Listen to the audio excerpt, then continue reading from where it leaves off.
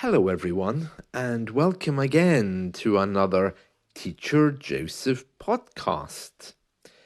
Today, we're going to talk about the idiom, the second wind. Second wind. A second wind is when you get that new fire in your belly to complete a task. So imagine you've been working on something for a long time and you're tired. It takes a lot of effort. You can get your second wind when you don't expect it to get it finished. A second wind can come at any time.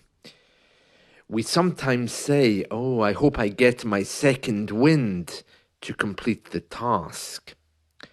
Many people who are tired and perhaps stay up all night say that they get their second wind around 3 or 4 a.m. It just means that next moment when you know you can continue for a time to get something done. It's basically a strength or energy that makes something possible to continue. I was tired at 3 a.m. because I had been up all night, but then I got my second wind to continue. At work, I was so tired, I was doing a really dull project, but then I got my second wind. Sometimes it can mean a fresh start. A dying company, for example, can say, I think we'll be okay now. We have our second wind and our profits are going up again. Some sports people might say it. For example, they could say, I've been playing football for 20 years and only now am I getting my second wind. It might mean my enthusiasm is coming back to finish it. Some people think of the second wind as something physical. For example, they might say, I hope I don't get a second wind, because if I do, I won't be able to sleep tonight. But in British English generally, a second wind is more about a state of mind. It's more about something that just comes to help you finish a task. It's something good, not something that would keep you awake, for example. That's the second wind. In teaching, especially if I have back-to-back classes, I get my second wind somewhere around 4 p.m. It comes and goes. Other days it might be a bit later. I don't drink coffee, so I rely on my second wind to keep me going. Your second wind with English might be coming soon, especially if you feel a little bit pulled down.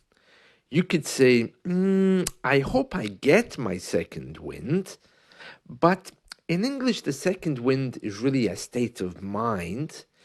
In American English, they use it more as a physical thing. But if you're learning English, your second wind can come at any time. It's like that little voice that says, I want to continue. I know that I should rest, but I'm going to push myself until I get this finished. So, I want you to ask yourself today about your second wind, when it comes and when it goes. Let me tell you where this expression comes from, second wind. It comes from endurance sports. I'm sure you know that we get a lot of our words from sports. For example, to tackle a hard job at work. Tackle It's something rugby players do. I have a problem in my life, I don't know how to tackle it. That directly comes from sport. And so does second wind. You know, when there's a runner or someone who's maybe jogging, doing a marathon, road running, and they're kind of out of breath. They're kind of trying to get more breath. They talk about getting their second wind. That means it's when the breath comes back. They sometimes call it the runner's high, which is when your mind takes over and you kind of forget about your body. That is exactly what a second wind is. So it comes from sport. It's very interesting. So the second wind is used as a metaphor to talk about how we can continue. But as I've mentioned before, some people in America really use it in a more negative, physical way. Oh, I hope I don't get my second wind. It'll keep me awake tonight. So it's a little bit of a different meaning if we use it negatively, because it's more of a physical thing.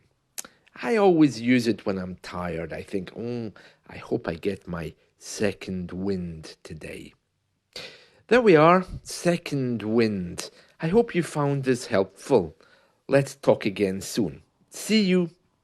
Bye.